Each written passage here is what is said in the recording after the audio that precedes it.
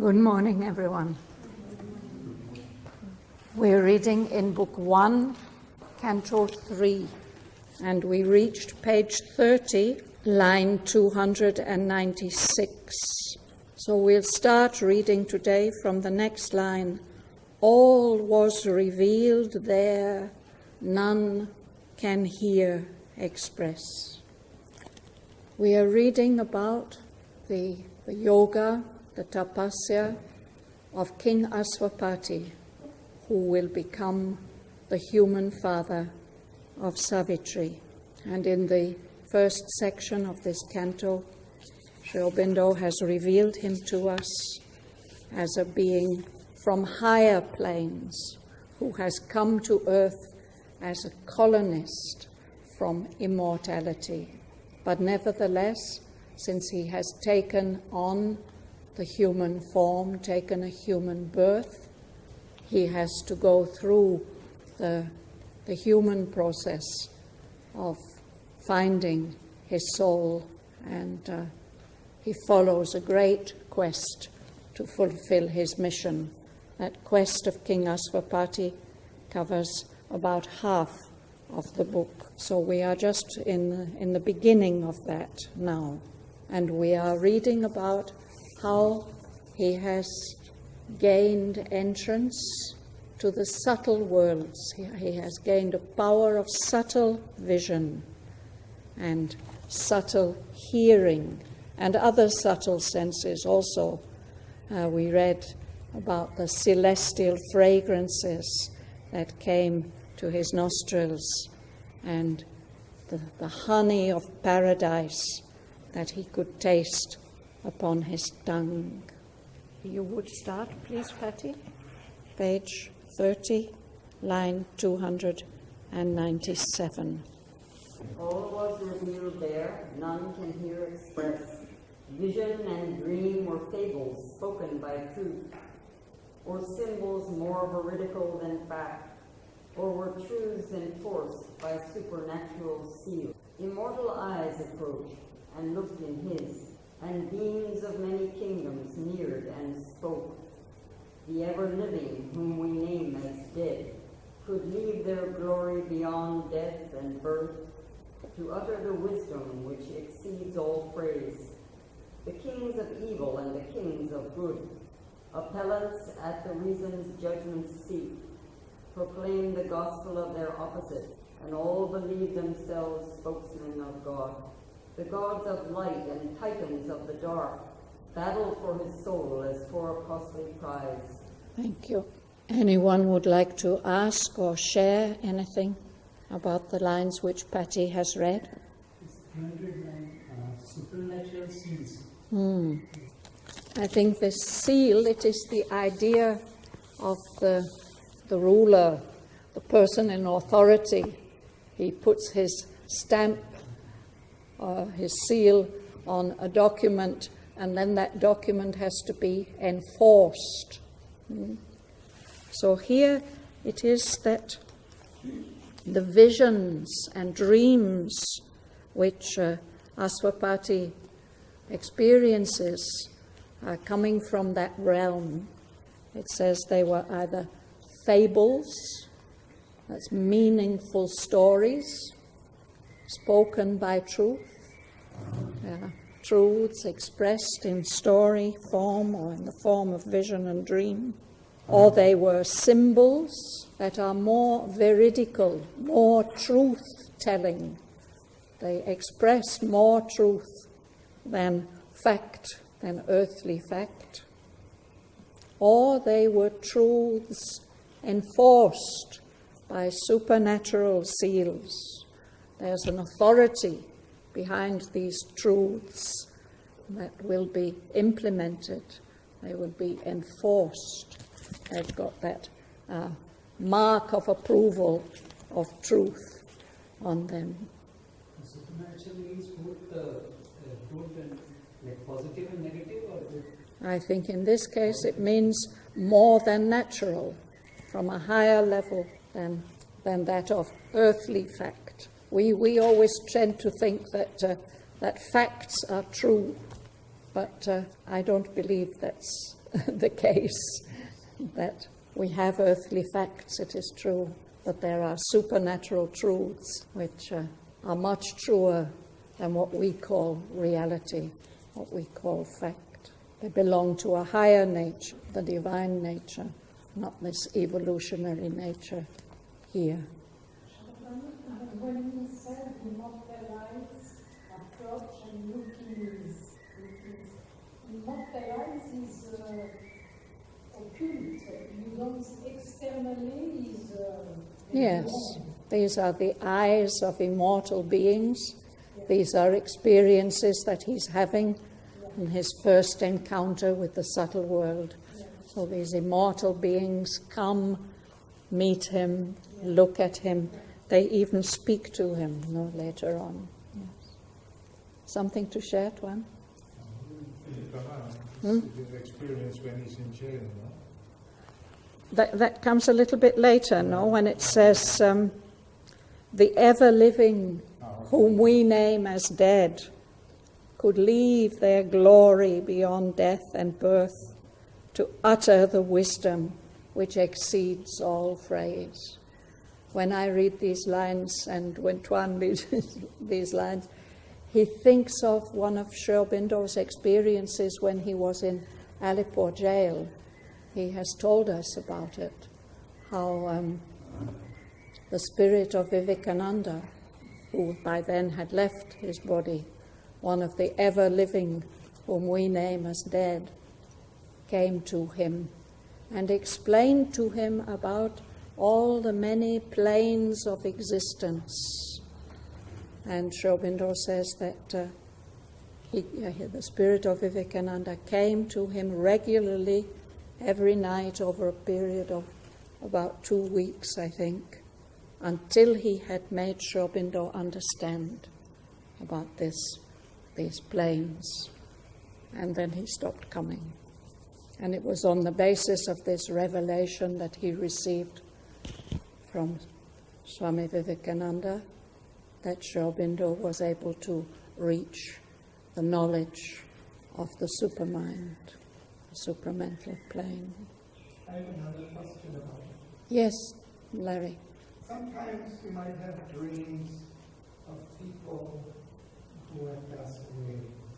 Sometimes I may dream of my father or things like that that passed away long ago.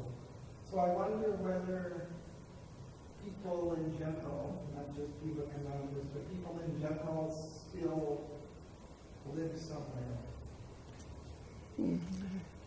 I think that's for sure, yes. But whether they bother to come and share things with us, that may happen very occasionally, I think. But they are having different bodies in the next lives. Unless they are... But they may be these ever-living beings on the immortal planes, and they can come and communicate with us. The question is about family, like other who have passed away. If it is something recent, then it may well be the spirit coming and communicating. There was somebody in the ashram who seemed to have a special affinity with that world, and ashramites who left their bodies very often came and communicated with him. But if it's after a longer time, if it's after decades, then it's more likely to be some kind of knowledge about those people that you're holding in yourself and that comes to you through the subliminal in sleep.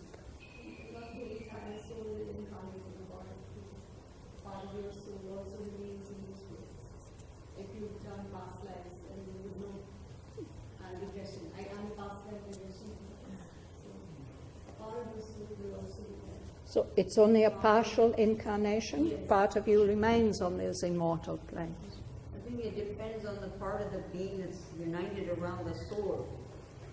That part would be immortal. The rest of it, the ordinary people, I think they don't remain intact for very long. They dissolve and become a totally different personality. That's my understanding. So, but King Asvapati had this experience of ever-living beings whom we consider to be dead. They came to King Aswapati to share wisdom with him, wisdom that cannot be fully expressed in words, in phrases. No? And another thing that happens is this battle for his soul. The kings of evil and the kings of good, they are appellants at the reason's judgment seat. It's like in a court, these kings of evil and these kings of good, they are stating their case and trying to win over the approval of his reason. They're proclaiming the gospel of their opposites. And those beings believe themselves to be or express themselves as spokesmen of God. So he has to have discernment to be able to distinguish between them. They are battling for his soul as for a costly prize. If his reason accepts their argument, that will be a great victory for them. And he's aware of this battle going on. Perhaps for all of us it is happening to a greater or lesser extent. But we're not always aware of the way that the kings of evil and the kings of good are battling for the approval of our reason and the assent of our soul. Shall we read on? Yes, please. In every hour loosed from the quiver of time, there rose a song of new discovery, a vow twang's hum of young experiment. Each day was a spiritual romance, as if he was born into a bright new world. Adventure leaped in an unexpected friend, and danger brought a keen, sweet time of joy. Each happening was a deep experience. There were high encounters, epic colloquies, and the councils came couched in celestial speech, and honeyed pleadings breathed from occult lips to help the heart to yield to rapture's call, and sweet temptations stole from beauty's realms, and sudden ecstasies from a world of bliss. It was a region of wonder and delight. Thank you. In every hour loosed from the quiver of time. Quiver is one of these many words in Savitri which has a double meaning or has two separate meanings in this case. A quiver is a little movement of fear or delight, a little trembling, leaves quiver in the wind. But this has nothing to do with that. This is the quiver, the container for the archer's arrows. The archer has a container he wears on his shoulder where he has his arrows in, and when he wants to shoot an arrow, he pulls it out, puts it to his bow, and looses it. So Sri Aurobindo here is experiencing the hours which King Aswapati experiences. In every hour loosed from the quiver of time, there arose a song of new discovery. As the bow lets loose the arrow, the sound of the bow string and the arrow flying off, this makes a song of new discovery, something new and exciting. A bow twang's hum of young experiment. That what is it called? The rope of the bow. When you pull it back and let go, it twangs. It gives a sound. And the arrow itself makes a sound. So this is something very exciting. A song of new discovery. A bow twang's hum. I think it reverberates. It's a song of young experiment, something new and exciting. So in that day, with that way, every day, each day, was a spiritual romance, a romance in the original meaning of the word, which is of a collection of exciting, unpredictable adventures, unusual and fantastic adventures. Nowadays we use the word more for a love story, but the original romances were adventure stories of people on journeys having unexpected encounters. Aurobindo is obviously using it in that sense here. For Asvaparti, it's as if he's been born into a bright new world. And in that world there are adventures, and adventures come unexpectedly, but as an unexpected friend. Danger, the danger of those adventures and those experiences brings a special flavor of delight, a keen, sweet tang of joy. Keen means sharp, and a tang is a rather sharp taste, lemon juice perhaps. But this is also sweet, keen, sweet tang of joy. The danger is a challenge and something exciting and enjoyable. In that world, each happening was a deep experience. So there he meets beings. There were high encounters with noble and magnificent beings and epic colloquies. A colloquy is a conversation, usually between two people. This is something on a very high and noble scale. And counsels came, advice couched in celestial speech. It's as if heavenly beings are guiding and advising him. And he experiences, he hears honeyed pleadings breathed from occult lips, sweet voices inviting him to help the heart to yield to rapture's call, to the call of intense delight. And sweet temptations stole from beauty's realm. They come to him unobtrusively, creeping in, coming from the realms of beauty. And sudden ecstasies come to him from a world of bliss. So this realm he has entered now, it is a region of wonder and delight. Anshal, would you read? Do we start at line 228? Yes. 227.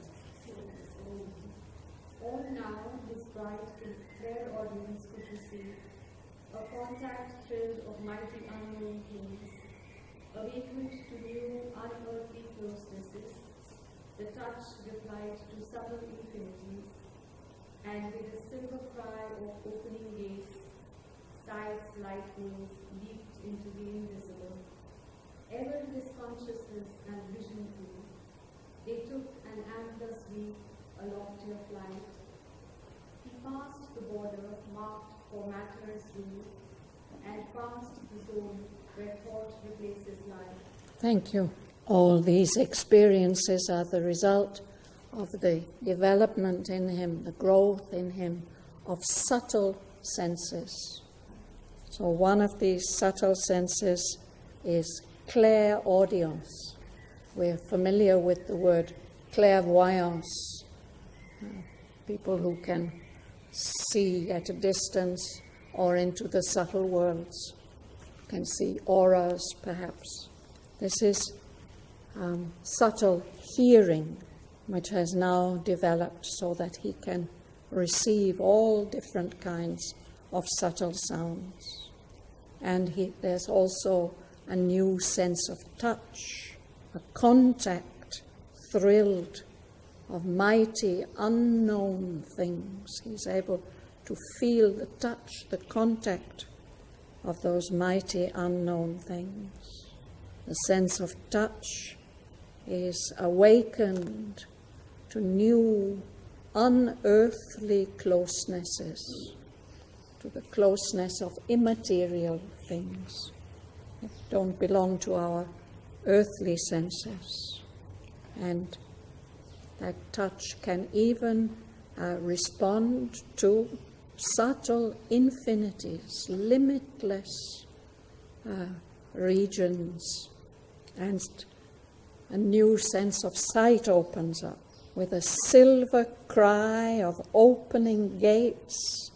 Sights, lightnings leaped into the invisible. It's as if a wonderful silver gateway into the invisible world opens up with a very special sound, because these gates are made of silver. If it's an iron gate, it may open with a kind of creak, no? But the silver cry of opening gates, his sight is able to leap into the worlds that are normally invisible to us. And as a result of this, his consciousness and his power of vision are constantly growing. They are taking on an ampler sweep. He can see a greater range of things, and they take a loftier flight, rising up to higher and higher levels of consciousness.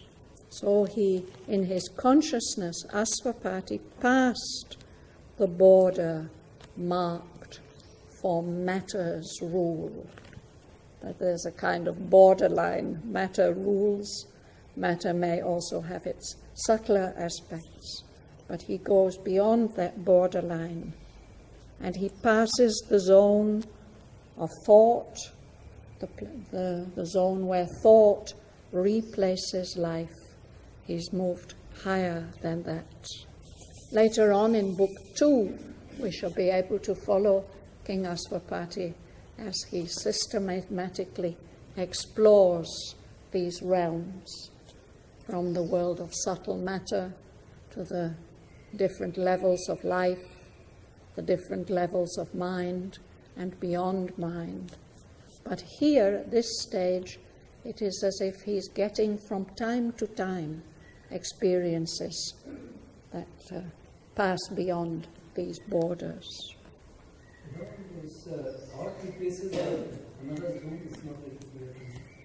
Well, there's the realm of matter, there's the realm of life, and there's the realm of thought. Sri Aurobindo has very concisely expressed that King Asvapati not only passes beyond the realm of matter, but also the realm of life and of thought, and gone beyond.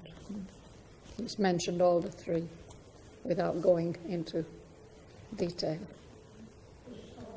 In Agenda 1962, Mother described to Supreme, his consciousness is in 2000. The consciousness of the mother is in 2000. And she tell, I have vision, I prepare. It's very, very, very interesting. C'est-à-dire, Mother, his consciousness go up, he stay in the moment, but living so far ahead. and maybe he prepare 2000. It for that, when Philip coming in Auroville, he tell me it's a time of Shakti. Mother prepare. Alors maybe Mother prepare. Yes. Thank you. I correlate when I discover in Agenda. Thank you. May I say something? Yes, please, Tuan. There are two things which hit me after this passage. The very long that he talks about is what at the end he calls Clairaudience. It was a total surprise for him. As a matter of fact, I never read other writers writing about this so strongly. And second, when he at the end he sums up all those senses, the smell is missing. Okay, but it comes at the top of page.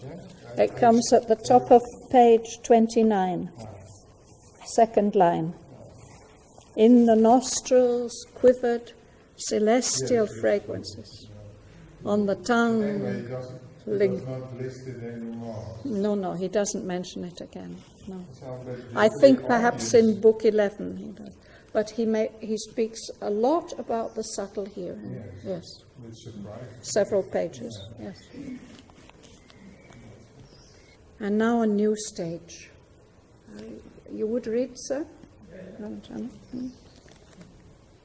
Out of this world of silence, suddenly he came into a silent self where world was not, and looked beyond into a nameless vast. These symbol figures lost their right to live. All tokens dropped. Our sense can recognize. There the heart beat no more at body's touch. There the eyes gaze no more on beauty shape.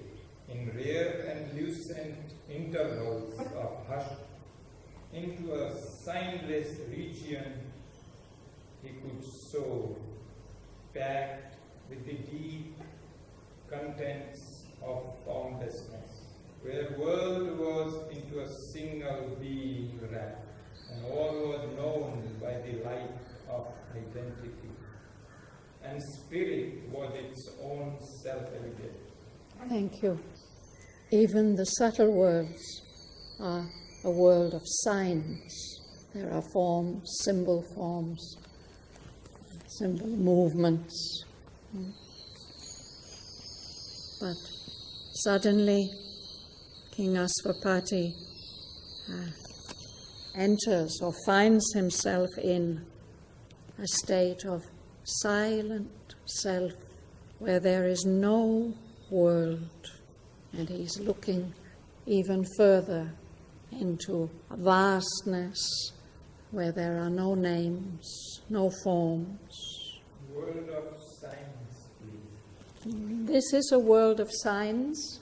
Everything here is a sign of something else, no? And our senses pass these signs on to us. But Aurobindo is describing a world where there are no signs. Mother has said that those special beings who leave this world of signs and enter that world, they experience it at first as a total emptiness, a blankness. But she said, actually it's not like that. That is the reaction of the consciousness which is used to sign.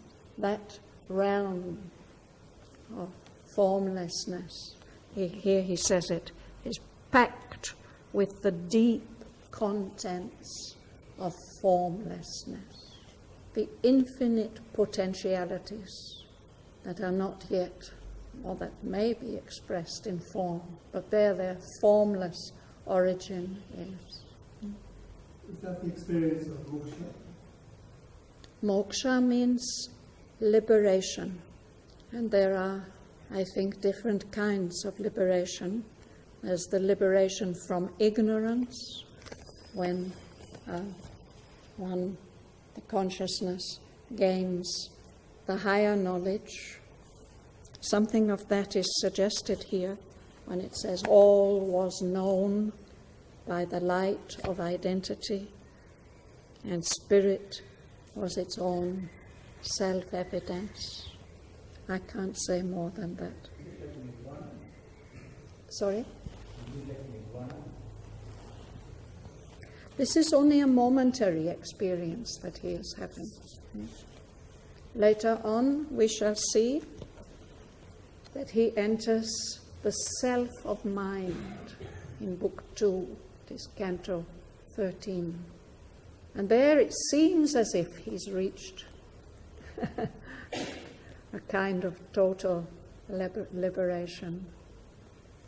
But for King Asvapati, that is not the end of the journey. This must be what it feels like in Nepal. No? He's from Nepal, he's from the Himalayan region, no? There was this nameless vast, Isn't it? That's like that's the place on earth where it's touching. So surely it's felt that that's the highest region we can attain on earth. Yes. But this is obviously beyond this earthly material sphere.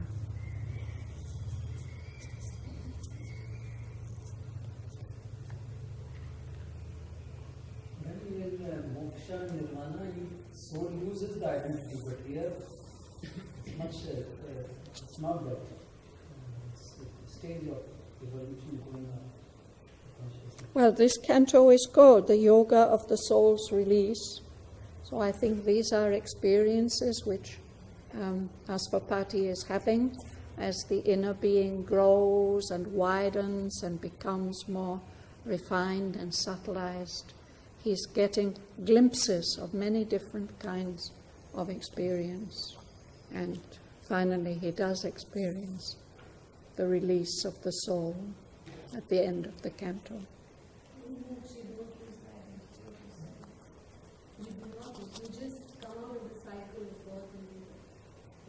That's another kind of moksha, no? It's the release from the cycle of birth and rebirth. Anyway, here it's important for us to stick to the text. I think what we are receiving is evocations of experiences that may happen as the subtle being comes more into our awareness, as the consciousness deepens. And as I mentioned before, these are all experiences which Aurobindo had and which he has recorded in one way or another here and there, as well as here in Savitri. Perhaps this is the most detailed record of his own experience.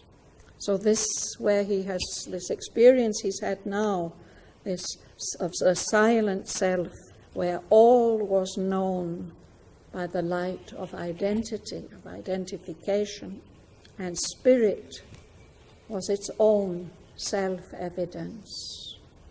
It doesn't have to prove or explain anything. There is just a spontaneous knowledge of the truths of the spirit. Mr. Martin? The Supreme Spirit looked out with human eyes and saw all things and creatures as itself, and knew all thought and word as its own void. There, unity is too close for search and clash, and love is a yearning of the one for the one. And beauty is the sweet difference of the same. And oneness is the soul of multitude. There all the truths unite in a single truth. And all ideas rejoin reality. Thank you. It's interesting that this is from the perspective of the soul's experience. It seems to me. In Buddhism, I know we should keep the text, they don't believe there's a soul whatsoever, but they still retain this formlessness without the soul. Yes. So I suppose what I'm asking is, what part does the soul play in attaining to the infinite? To the infinite. Well, to moksha, to Yes. these levels where the ego dissolves. As I understand what Aurobindo and the Mother have told us, our true soul, our soul in its origin, is infinite and eternal, and a portion of that one, this single being into whom everything, all the manifestations of the world are wrapped in this experience of King Asvapati. It's as if he's touching the origin. And there, everything can be known, not as an object, but subjectively, by identity. And these next lines, which Mr. Moti read, they are elaborating on that experience.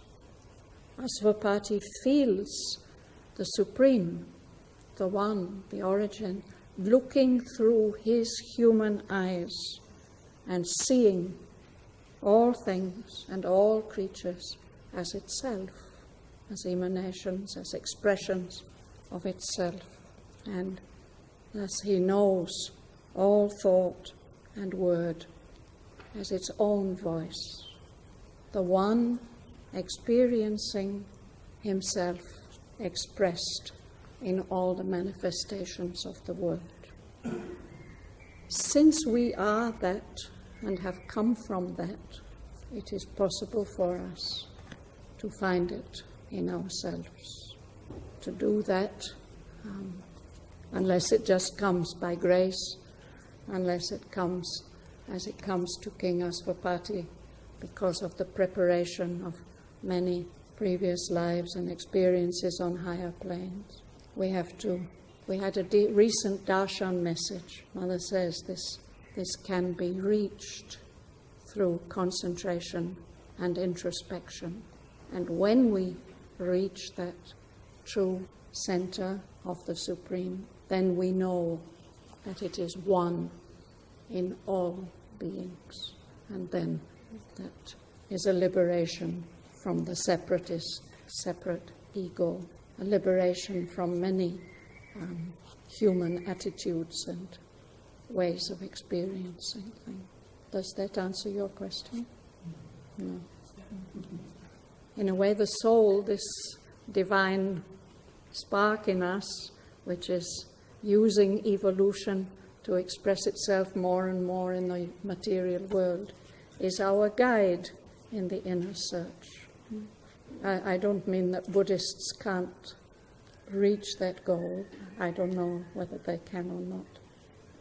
When you start to identify with the soul becomes the protagonist. Your consciousness sees through the soul. And the soul gives you unity feeling and identity feeling contemporarily. And you reflect it in your mind and make a thoughtful nature, make a picture of it out. So in that sense, you have to identify with the divine standing. There's a certain mantric power in these lines, which if we focus on them and repeat them, they can bring us closer to the experience which is being expressed. More than we can do by discussing. I only try to explain linguistic difficulties, or sometimes the imagery and things like that. Otherwise, Aurobindo has to do his work through the lines of the poem. Shall we read on, Bessie? It's the last line on page 31. Their unity.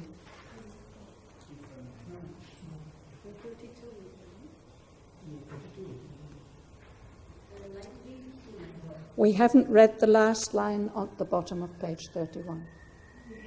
We have. I do it again, it's so good. Yeah, it's good. Let's do it again. Oh. Their unity is too close for search and flight. And love is yearning and one for the one. And beauty is the sweet difference of the soul. And oneness is the soul of multitude. There all the truths unite in a single truth, and all ideas rejoin reality. There, knowing herself by her own termless self. Wisdom, supernal, wordless, absolute, set, uncompanioned in the eternal calm. All seeing, motionless, silent, and alone. There, knowledge needs not words to embody idea. Idea, seeking a house and boundlessness, weary of the formless immortality. Ask not in God's heart brilliant cell to rest, whose single windows tripped outlook on things, sees only a little art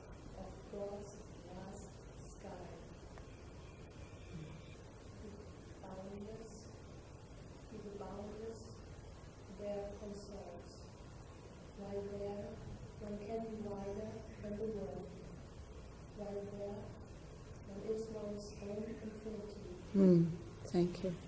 There, that is in this state of silent self, where world is not. There, unity is too close for search and clasp. But there is still love. Love is a yearning of the one for the one.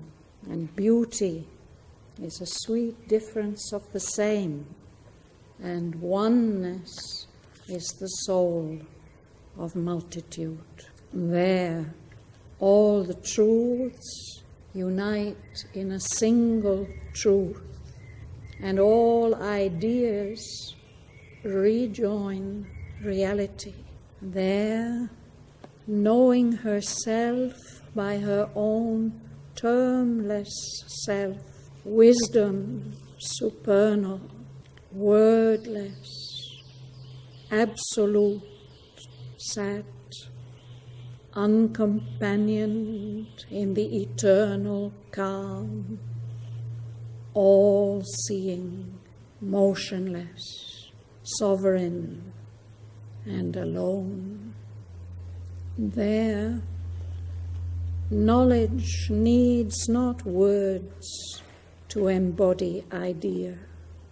Idea seeking a house in boundlessness, weary of its homeless immortality, asks not in thought's carved brilliant cell to rest, whose single windows, clipped outlook on things, sees only a little arc of God's vast sky. This not in line 366 negates the whole sentence. Idea is not us seeking for a house in boundlessness, and it's not weary of its homeless immortality. And so it doesn't seek a home in thought, that very narrow, small room with a single window. It's brilliant and it's wonderfully carved with images, but it can only look out to a very limited arc of the vast sky of God. But in that realm where he is now, that is not happening. The boundless with the boundless there consorts. There's a meeting, communication and exchange between boundlessness. While there, in that state, one can be wider than the world. While there, one is one's own infinity. First, the experience of the oneness and of being united with the Supreme. Several different aspects of oneness, of the unity, and then the experience of how all the many conflicting truths of the world in that realm unite in a single truth, and all ideas reconnect with the one reality which is their origin. That is the home of the supernal wisdom, the prajna, that is the origin of the manifestation. There, knowledge needs not words to embody idea. I'm reminded of a talk of the mother to some of the teenagers of the ashram, where she pointed out how we usually think with words, and she says sometimes we don't even know what we are thinking until we put it into words, either in speech to other people or we note it down. But she says there's a higher level than those words, that speech in the mind. There's a level of idea where we can contact whole ideas. If we don't hurry to put them into words, to express them in words. If we can just hold them as ideas, we find that they can be expressed in many different ways of words, forms of words. And if we can learn to think like that, when an idea comes, we can let it choose its own form of words, and that will be more effective than anything that we could manufacture for them in our mind. But beyond the realm of ideas, she says, there is the realm of experience. And one should learn eventually to think in experiences.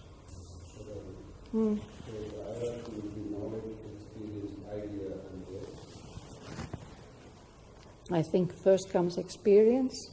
It takes a form of knowledge in the consciousness that may express itself as word, and then could come down into the mind as a form of words. Concept and idea perhaps are synonymous. Here the I is capital. Yes. Yes. So he's thinking of this high realm of conceptive, creative thought. Yeah. So are you saying the words actually represent experiences at the highest level? For example, love. Love is a word, but it is an experience in its supreme sense. Love is a truth and a reality to which we have put a label. Perhaps the experience can be expressed without that label in many other ways, and not necessarily even in words, in other ways. Shall we just read a little further? Chitra? Was no more in earthly man. A power of seeing silence filled his limbs, taught by a voiceless white epiphany, into a vision that surpasses forms, into a living that surpasses life. He knew the still consciousness sustaining all, the voice that only by speech can move the mind, became a silent knowledge in the soul, the strength that only in action feels its truth, was lodged now in a mute, omnipotent peace, a leisure in the labor of the birds, a pause in the joy and anguish of the search, restored the stress of nature to God's calm. A vast unanimity ended life's debate. Thank you. His center was no more in earthly mind. Most of us are centered up here most of the time when we're not centered down here. He has gone beyond that limitation. And what happens is that a power of seeing silence filled his limbs. If you take the trouble to observe yourself in contemplation, in meditation, you may notice how much the whole body is affected by the tension of thought, and that if the mind falls silent, or if you come out of the mind, if the consciousness comes out of the mind, that's a tremendous relief to the body, to all the parts of the body. It's something like that instead of this thought atmosphere filling his body, it's this power of silence, silence that has vision, that can see, that is conscious, power of seeing silence filled his limbs. And in that state, he's suddenly caught by a voiceless white epiphany. Anybody would like to give a definition of the word epiphany? Or the story or poem where the truth comes out, the real truth comes out. I think it's a revelation. It's something like a revelation or a darshan. It's a revelation of divinity. In the Christian church, they celebrate a particular date as Epiphany, and the church calendar starts from that. That's the day when the baby Jesus was recognized as the Messiah. So it's like something like the divinity revealing itself. So here it's as if he's seized by this revelation of divinity that without words carries him into a vision that's beyond all forms, and a living experience that surpasses the life that we know. He's carried up, he neared the still consciousness, that unmoving, immobile consciousness that supports everything. So this voice that only by speech can move the mind is transformed into a silent knowledge in the soul. And the strength, the dynamism of life that can only feel its own truth in action is now lodged, it's fixed, it's held in a mute, omnipotent peace.